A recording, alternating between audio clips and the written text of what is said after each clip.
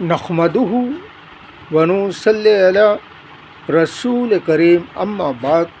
पश्चिम बांग्ला राज्य all India मुजद्दिदिया mission सर्वधर्म सम्मेलन कमेटी के सदस्यों हैं हम। मोहम्मद आसिफ, इसके अलावा सर्व भारतीय जातीय कांग्रेस, नेशनल इंडिया गठबंधन, पश्चिम बांग्ला राज्य कांग्रेस कमेटी के सदस्यों हैं हम।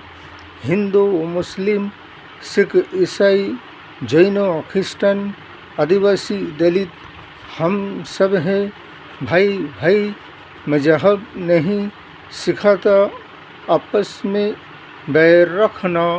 हिंद है हम, ये वतन है हमारा। जब किसी अन्यायकारी, अत्याचारी, भ्रष्टाचारी, गुंडागिर्दी, राज और शासन चलाने वाले ऐसे हुकूमत और सरकार के हाथ में अगर शासन आ जाए, जैसे कि भारतीय जनता पार्टी हर तरफ एक दहशत और गुंडागिर्दी और नाइंसाफ़ी, बेईमानी की वातावरण और माहौल चल रहे हैं। ना शासन है, ना आइन है, ना कानून है, ना जनसाधारण को इंसाफ और न्याय मिल रहा है। जब कोई ऐसे अनपढ़, जाहिल, गंवार लोगों के हाथ में देश और राष्ट्र का शासन आएगा तो फिर राष्ट्र और समाज का हाल क्या होगा। शासन का तो दुर्व्यवहार ही होगा।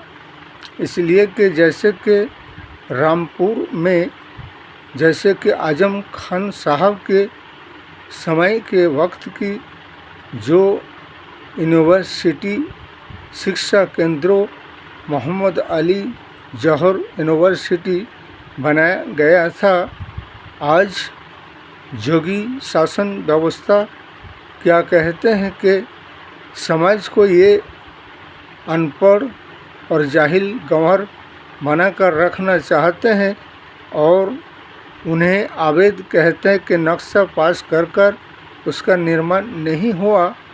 तो अगर इस कदर अगर तुम इन्वेस्टिगेशन जांच करोगे तो आरएसएस जो संगठन जो बगैर रजिस्ट्रेशन के सारा भारतवर्ष में अपना संगठन को चलाए रखा है, इनके जितने भी शाखा है और जितने भी इमारत और बंगला बनाया गया है उसका इन्वेस्टिगेशन जांच करके देखो वो भी कितने अवैध बनाए हुए हैं।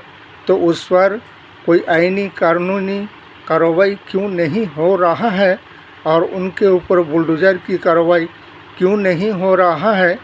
बल्कि जहां शिक्षा ज्ञान अर्जन कर कर समाज और देश के नौजवान आगे बढ़ेंगे, उन्हीं शिक्षा केंद्रों को बुलडोज़र से ध्वस्त करने की बात करते हैं और अपने ही लड़के बच्चियों को विदेशों में शिक्षा और पढ़ाई के लिए भेजते हैं और भारतवर्ष के नौजवानों को अनपढ़, जाहिल, गंवार रखने की कोशिश में लगे हुए हैं, जिससे कि समाज शिक्षित ना बन सके। इसे कहते हैं कि लोकतंत्र का हत्याकारी और संविधान के हत्याकारी और भ्रष्टाचारी सरकार।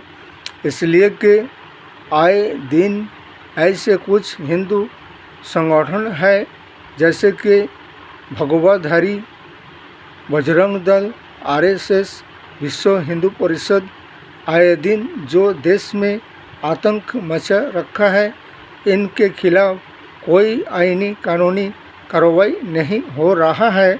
जबकि आए दिन मामूली सिंह, किसी की बहन बेटियों को छेड़ना, किसी की रेप करना, इन लोगों को ऐसा आईनी कानूनी शासन व्यवस्था की तरफ से शास्ति सज़ा नहीं मिल रहा है, बल्कि मुजरिमों की हौसला और हिम्मत को बढ़ाया जा रहा है और बेगुनाह बेकसूर मुस्लिम लड़के नौजवानों को, मुसलमानों को पकड़ पकड़ कर UPA से लगाकर उन्हें जेल में बेवजह बेगुनाह बेकसूरों को झूठे इल्ज़ाम में फंसाकर आइन कानून प्रशासन उन्हें जेल में डाल रहे हैं।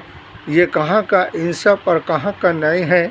ये संविधान के हत्याकारी हैं। इसलिए हमारे सारे शरीक दल नेशनल इंडिया गठबंधन सर्वभारतीय जातीय कांग्रेस नेता प्रतिपक्ष राहुल गांधी को भी और जितने भी विपक्ष दल संगठन हैं सबको इन अन्यायों के खिलाफ, अत्याचारियों के खिलाफ और सांप्रदायिक की माहौल वातावरण को पैदा करने के खिलाफ ऐसे दुर्शासन, भ्रष्टाचार, सांप्रदायिक सरकार और राजनीतिक दल को हटाइए। 140 करोड़ जनगण को अब भी अगर समझ में ना आए तो कब समझ में आएंगे? इसलिए कि अब बाकी क्या रह गया है? डूबते हुए नैया को बचाने के लिए हमारे नेशनल इंडिया गठबंधन सर्वभारतीय जातीय कांग्रेस है। इस वीडियो को ज़्यादा से ज़्यादा लाइक दीजिएगा, शेयर कीजिएगा, सब्सक्राइब दीजिएगा। जय हिंद, जय संविधान, जय भारत।